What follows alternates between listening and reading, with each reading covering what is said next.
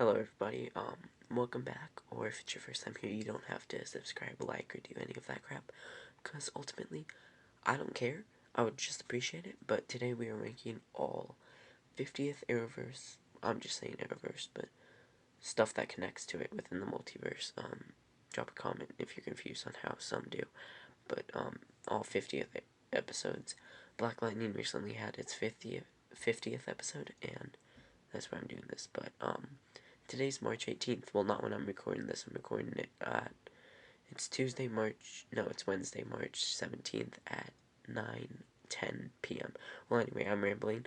Let's roll that intro and then our honorable mentions.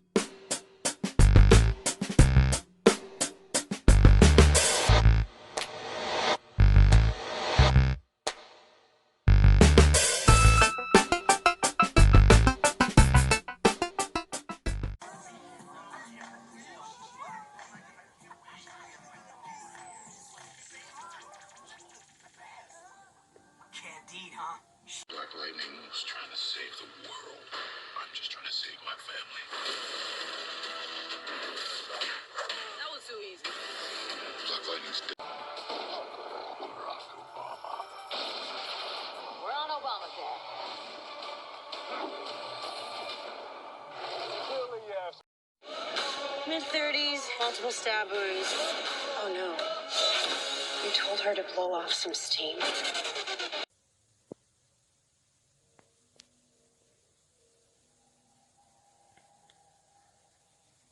What are you doing up so early?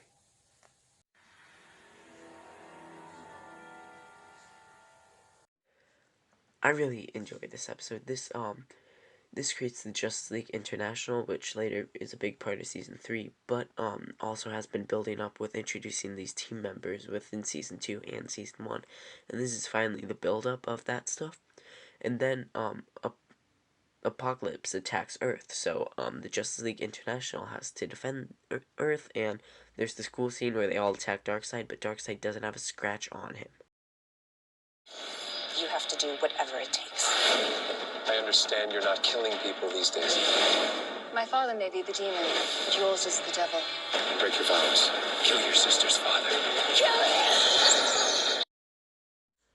This episode is a good episode because we don't get the origin of Malcolm Merlyn, but we get some League of Assassins backstory on what happened, and this episode really introduces Malcolm Merlyn after Season 1. I know he was in Season 2 at the end, trying to save Thea. This really brings him back into the main plot, and it has a bunch of League of Assassins set up.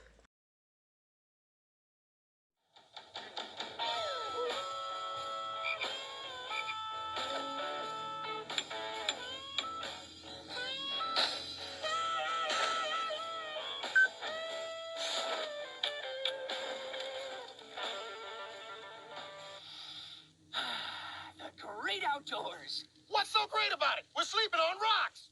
Rocks! And all there is to eat is beef jerky. Blech. And there are no toilets. I am still a bit confused as to... This episode is just really fun. They just sit around a fire telling camp stories. It's just one of those episodes where, like, anything can happen because it's just a story about a myth or something, and it's just some stupid. It's stupid because it's the intense go, but it's stupid fun. Like every episode is.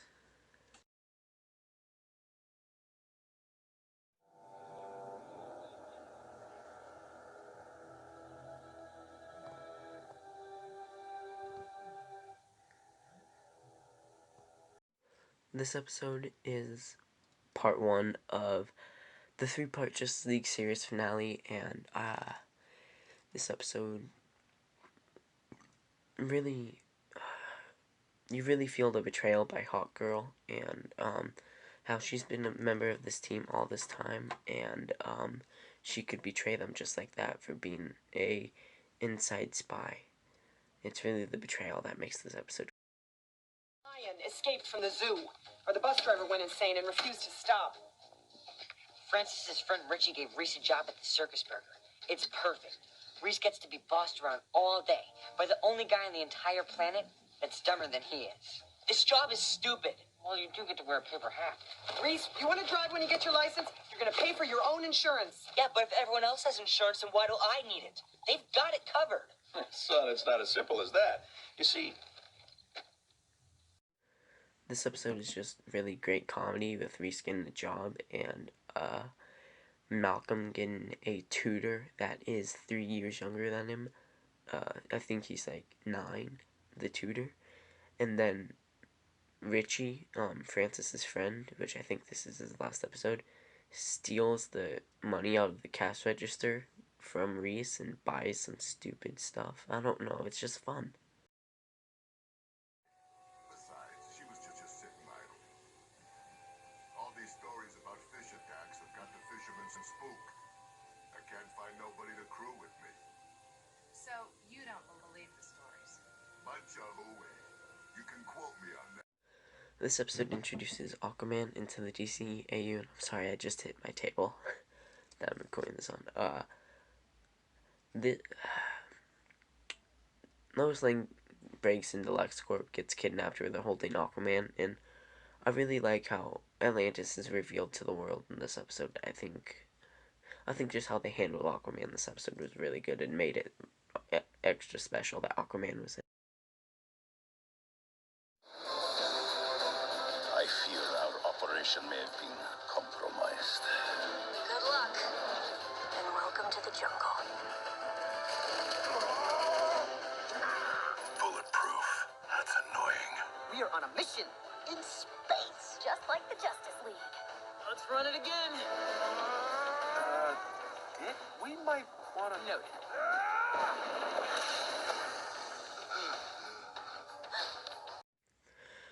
I really enjoy this episode with the Zatanna subplot where she meets with Dr. Fate once a year, who takes off his helmet, and under Dr. Fate is Zatanna's father after season 2. But the main reason I enjoy this episode is the private security thing with all the Roys, all the clones in the original. And Dick Grayson and Brick is back from season 1. He's the main antagonist, and I think it's just funny how he gets taken down by a bunch of security guards. It's just really good. 7 years. What's going on with you, Bella? You look like you've seen a ghost. The ghost ship is here. I saw the ship. Beware. Supernatural. This episode has a ghost ship that when people see it, the captain comes after them, and we see Dean and Sam team up with this lady.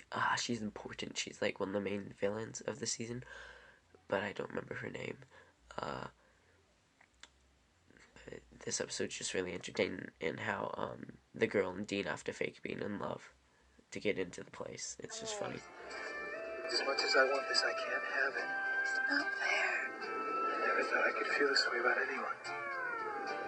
Clark, what'd you see? Smallville, 1960. This episode, it's really fun because it shows why Jor-El sent Clark to Smallville, Kansas. It's because he went there in 1961 and he met Jonathan and Martha, who he became friends with and trusted. So he decided that he would send Clark to them when their world eventually, or he decided when their world eventually exploded. Clark wasn't born yet, though.